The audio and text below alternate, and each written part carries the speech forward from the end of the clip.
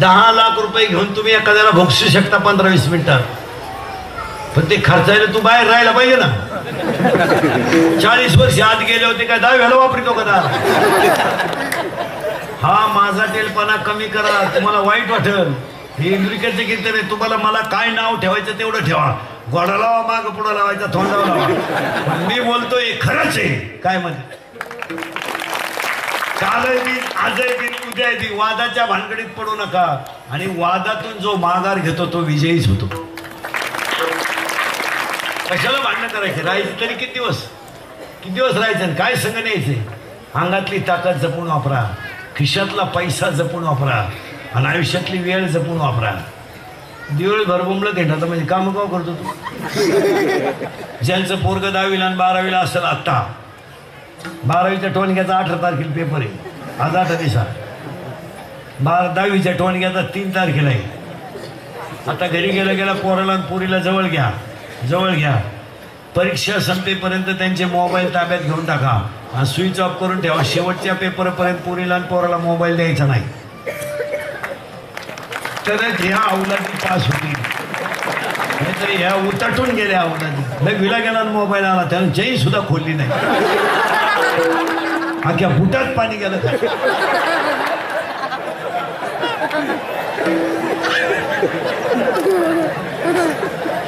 हा विनोद नाही, हे फार येडेवाळी झाले. आणि तरच यांना 30-35% मार्क पडतील. काय मध्ये घेऊन नका. पोरगा जर म्हणला मी घरात राहणार नाही, मोकळ्या मनाने जा, तेव्हा हे कपडे मी परत प्रयत्न करीन.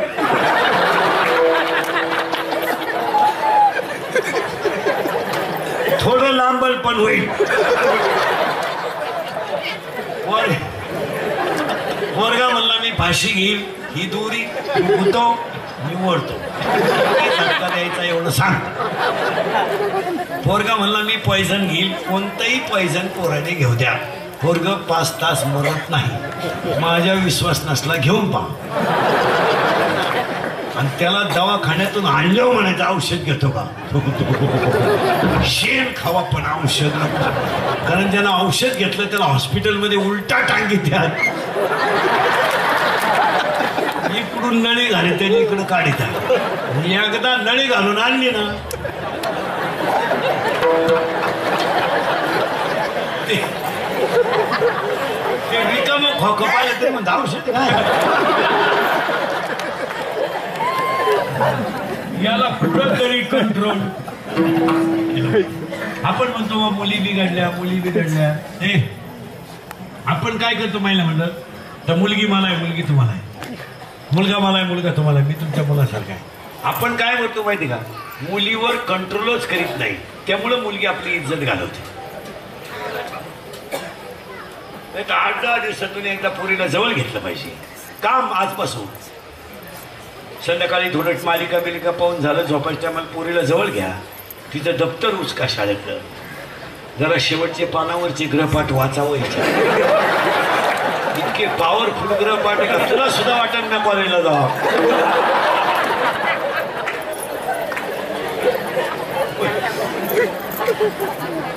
मुलीच्या मोबाईलमध्ये ग्रहपाठ वाचा.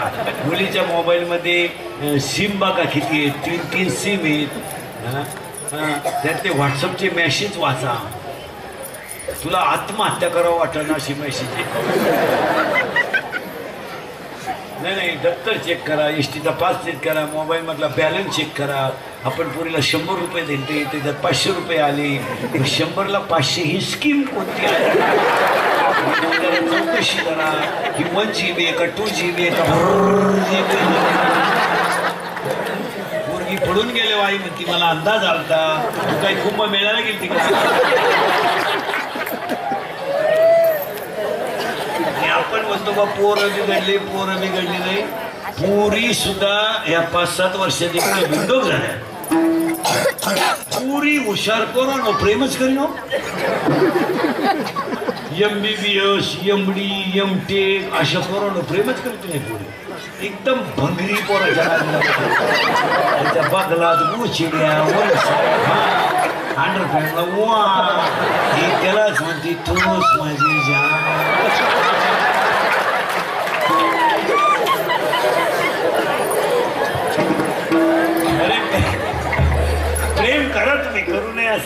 क्वालिटी आहे.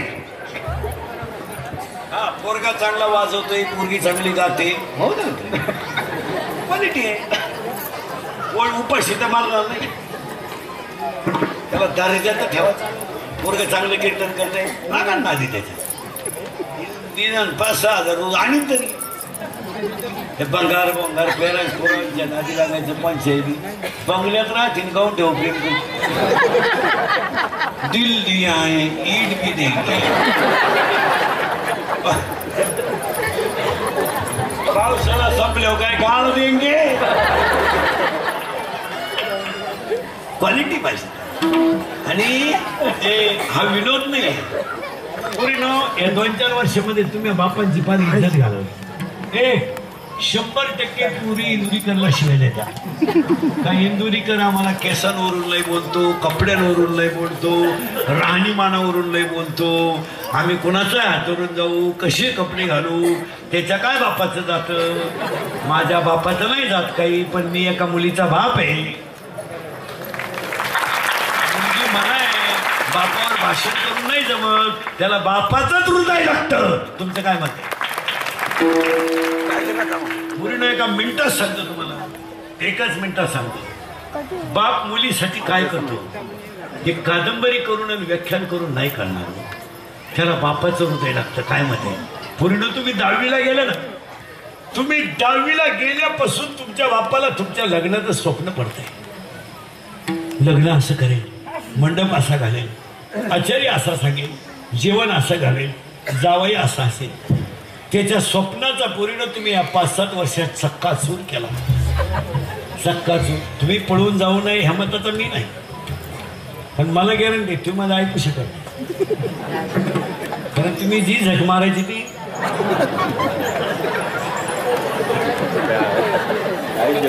कारण किती मी बोललो तरी तुम्हाला त्याची लाज.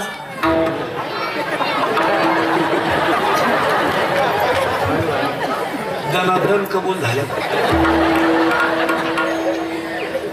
जा पळून तुम्ही. आज जा कीर्तन संपल्यावर आता मॅसेज आणि चंद्रय आहे साक्षीला. चंद्रय आकाशात जा. पण तळतळीनं सांगतो, मला जेवढं शिव्या द्यायचं तुम्हाला द्या, फक्त माझ्या एका प्रश्नाचं उत्तर द्या. जा पूर्ण आयुष्यात हा बिचारा एवढा शेतकरी वर्ग, सर्व्हिसवाला वर्ग आहे ना, यांच्या मुलासारखा आहे मी. यांनी आयुष्यात असं काही पाप केलं तर मला सांगा का तुम्ही त्यांची मान समाजातून कायमची खरी घातली. एवढं सांगा. जा. हाताला घड्याळ घातलं नाही हे त्याची चूक आहे. पायाला चप्पल घातली नाही हे त्याची चूक आहे. कंपनीचे वडापाव खाऊन फुटपाथवर झोपला ही त्याची चूक आहे. त्याची चूक सांगा. पूर्ण त्याला मित्रात वर मान काढायला जागा राहिली नाही का पाहुण्यात वर त्याला मान काढायला जागा राहिली नाही. अरे त्याला शेजारची माणसं सुद्धा रामराम घालायची बंद झाली. एवढं काय पाप केलं त्याने? पाप सांगा त्याचा पाप. आयुष्यामध्ये त्याने काय केलं? काय केलं होतं? अरे बाजारात घुसलात पुरीनं तुमच्या वहीची आठवण आली तर त्यानं बटाटे आणि वांगे कमी आणले, पण पहिली वही घेतली. वही घेतली पहिली त्याने.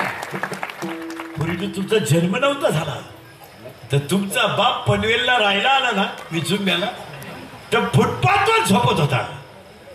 त्याच्या बायकोने त्यानं काबाड कष्ट केले, शिलाई मशीन वापरली, घर घेतलं, 2 BHK 1 BHK घेतला. आणि पुरीने तुमचा जन्म झाला ना तर हा तुमचा बाप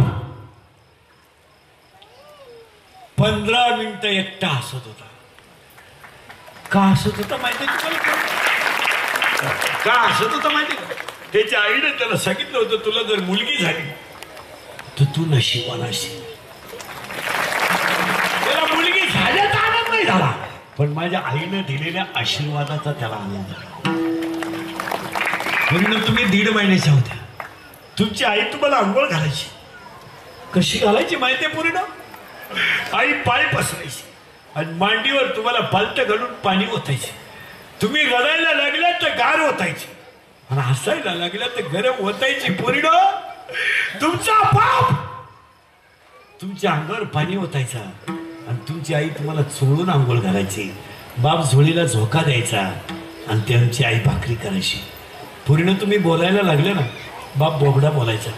तुम्ही चालायला लागला ना वाकून चालायचं. आणि पोरीनं तुम्ही रडायला लागला ना तुमचा पाण्यासारखा बाप गुडघे खाली टेकवायचा रे. पोरीनं गुडघे खाली टेकवायचा आणि हात खाली टेकून घरात घोडा घोडा व्हायचा रे. घरात घोडा घोडा व्हायचा तो. आणि तो बाप तुम्हाला पाठीवर बसून फिरवायचा तर तुमचे पाय त्याच्या पोटाला लागले की तो हसत होता.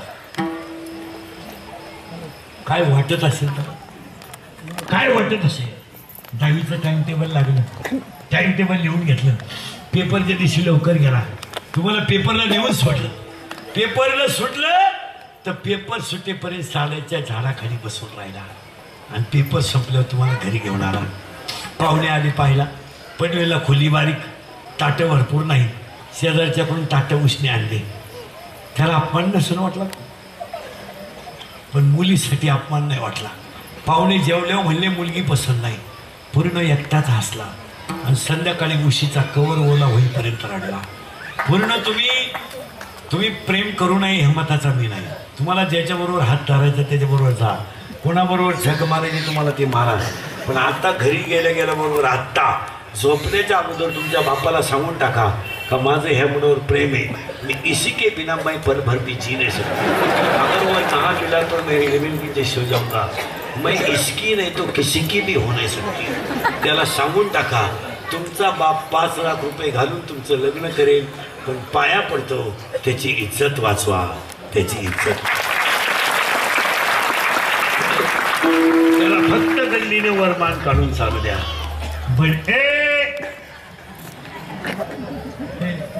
बनेल मला तर म्हणू द्या. त्याचा शर्ट फाटला तर फाटू द्या. दाढी वाढली तर वाढू द्या. फक्त त्याची इज्जतीचा कचरा होऊ देऊ नका. याच्यावर पूर्ण तुमचं मत आहे. तुम्ही तर बोलायचंच बंद म्हणजे मी एवढा बोललो याचा तुमच्यावर काही परिणाम होईल असं वाटत नाही. व्हायलाच थोडं बदललं पाहिजे पूर्ण. आणि एक खरं सांग पूर्ण बापच देव आहे आपल्याला. कोण आहे ही भाऊ बिऊ सगळे बायको केल्यावर बदलणार आहे पण आपल्या शेवटच्या श्वासापर्यंत न बदलणारा कोण आहे घरात. अरे भाऊजाई बदलणार आहे, भाऊ बदलणार आहे, मावशी बदलणार आहे, काका बदलणार आहे पण तो देव आहे ना उपाशी झोपेल पण बदलणार नाही. पुरींची पोलीस स्टेशनला अशी तक्रार आहे. पुरी नीट ऐका. कार्यकर्ते तरुण मंडळी नीट ऐका. पुरींची अशी तक्रार आहे पोलीस स्टेशनला का माझ्या प्रियकराला माझ्या बापापासून आणि भावापासून धोका आहे.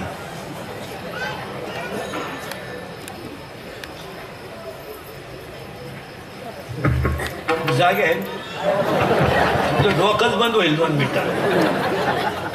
जगातला कोणता बाप आहे जगातला का तो मुलीचा आरोपी होईल.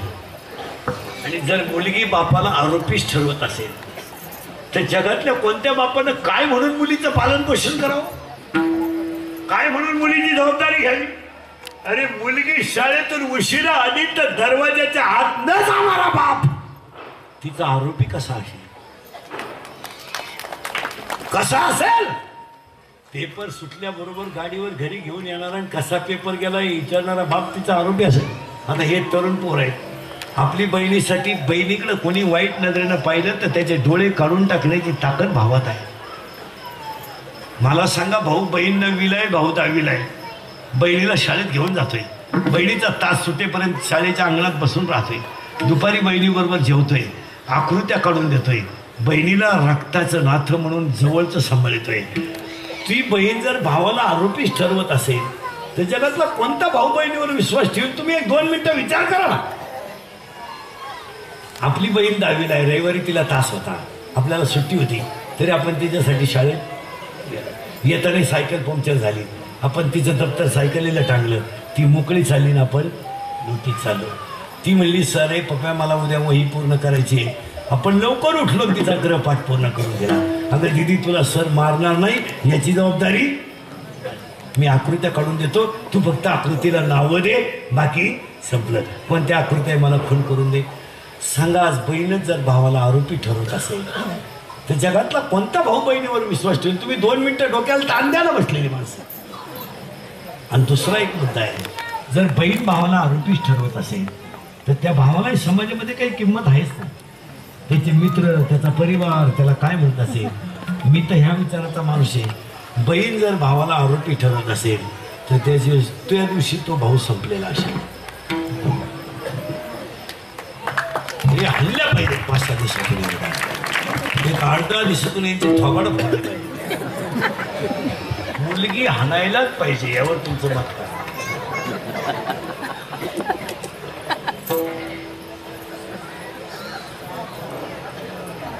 तुमची तेवढी डेअरिंग नाही.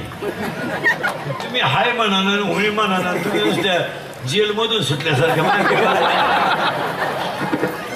नाही. याला कुठंतरी कंट्रोल.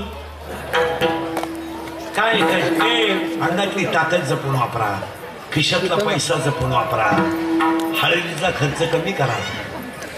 आता या तुमच्या हळदी आहे ना, ह्या आमच्या बोकाटी बसल्या. कशा बसल्यात ऐका. आमच्याकडे पूर्वी हळद हा ॲटम नव्हता. आमच्या नगर नाशिक तिकडं हा विषय नव्हता. काय व्हायचं तिकडं 6 वाजता नवरदेव यायचा आणि आंघोळ घालून त्याच्या अंगाला थोडी हळद चोळायचे, पाहुणे चहा पाणी घ्यायचे, विषय संपला. काय ते 15-20 मिनिटाचा कार्यक्रम असायचो. लईट चहा होता आणि गप्पा हाणता वाटता 15-20 जण वाट्यावर बसायचे, थोडेसे वाजंत्री वाजायचे, त्या नवरदेवाला आंघोळ घालायचे आणि लोक निघून जायचे. तेव्हा काही जेवण बिवण. आज तुमच्यामुळं तुमचं पाहून आमच्याकडे लग्न इतका खर्च हळदीला सुरू झालाय. आता आमचे पिसाळ्यात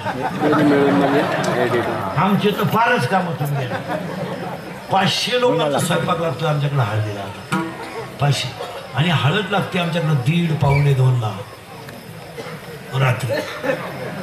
1.5-2, 2.5 डीजे, क्वार्टर,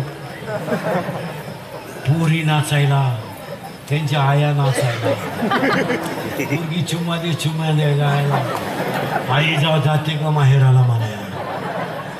काय तमाशा झाला तो. पावत नाही हो पावत.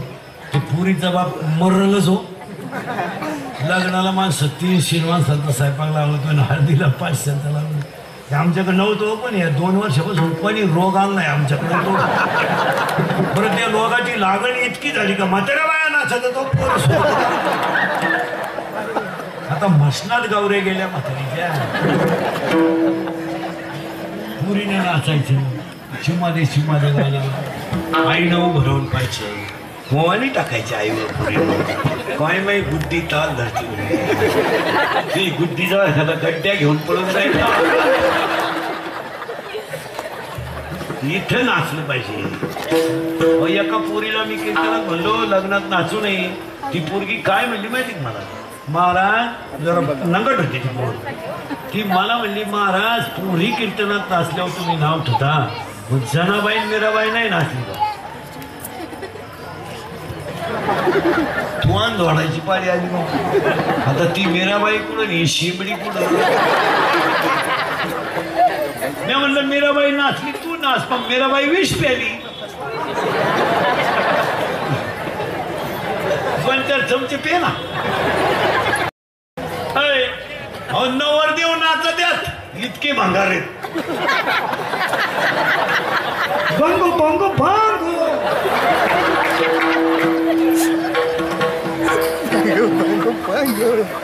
विनोद द्या. हे लग्नातले खर्च कमी करा. कशाचे पैसे घालू नका. हळदीच्या कार्यक्रमात पैसे घालू नका. लग्नपत्रिका आता छापू नका. सगळ्यांका मोबाईल आहे आता.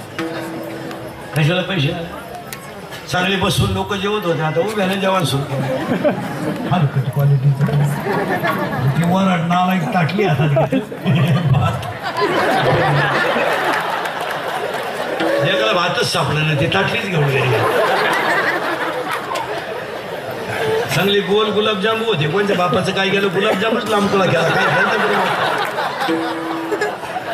आता असं नाही राहील. चांगली बुंदीन गुलाबजामून सेपरेट होते. मारली झक. केलं एकत्र राजा राजा एवढा राणी एवढा. राजाला कळलं सुद्धा नाही राणीची टाकली का मोठा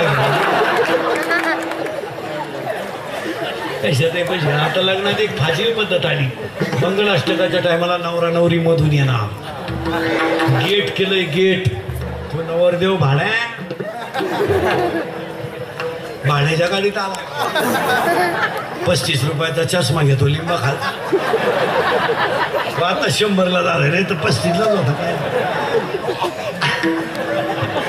नव्या नवऱ्यात आणि त्या नवरी माग 7-8 याडपाट पोरी. इतकी मेकअप. लग्न नवरीचं कलवरी जाती ब्युटी पार्लर. ब्युटी पार्लरला गेल्यावर 4 गोष्टी करावं लागतं पूर्ण. पहिलं फिशिंग करावं लागतं, नंतर मिक्सिंग करावं लागतं, नंतर सिऱ्या मिक्स करावं लागतं आणि शेवटी एअर सेटिंग करावं लागतं. अशा 4 पायऱ्या. तो 21 दिवसाचा कोर्स आहे. फेसिंग म्हणजे खड्डे भरणे डांबर होत नाही.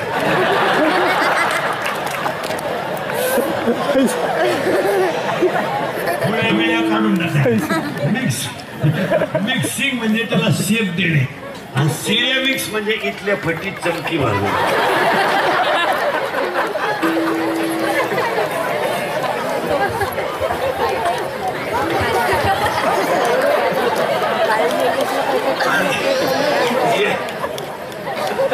हे आपण सगळ्या क्षेत्रातली PhD करेल.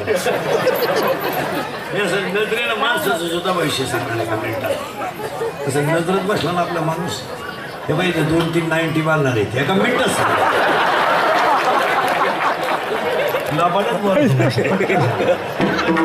भांडणाचं मूळ नको नाही असं पटकन नजरेत सांगणार. भांडारे इथं 2 पोरांना प्रियशीनं धोका द्यायला लबाड.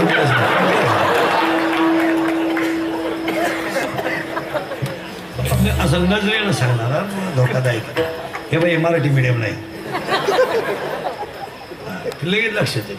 हे बाई इंग्लिश मीडियम नाही. हे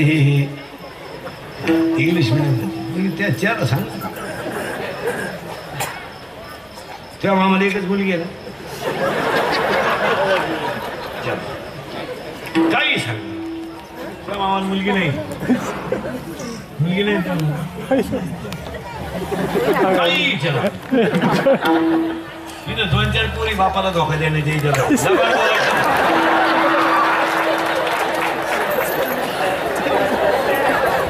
ते उगाच भांडणाचं मूळ नको नाही तर सगळं.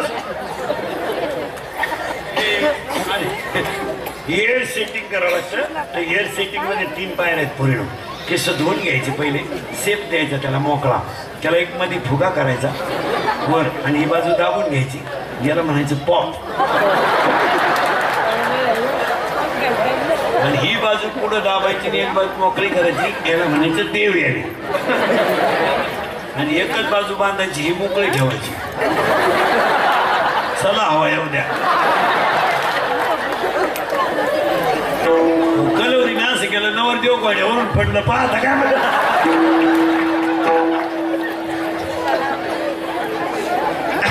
त्याच्याकडून तो बँडवाला. बाहेर फुल बरसा मेरो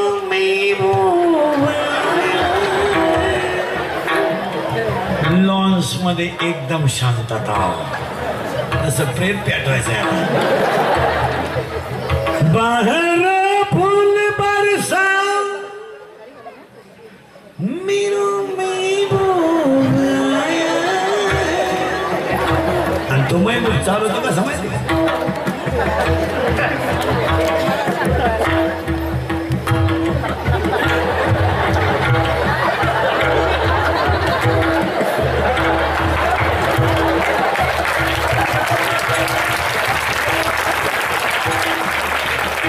आणि त्याच्या पुढे फुलं टाकेत. अरे बाटलीची बुच टाका मी एवढं येते.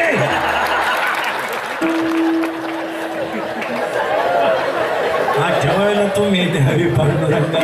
इव माझा सांग्या का मुलाने 11 वाजले मला खुणवायचं का नाही. किती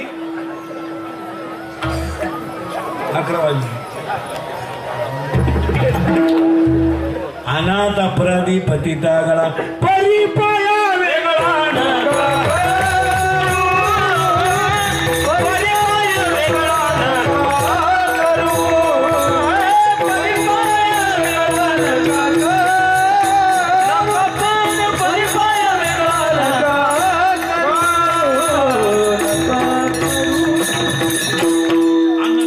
गायक वादक सगळ्या मंडळीला धन्यवाद. एकदा प्रेमानं भजन करा विठोबा.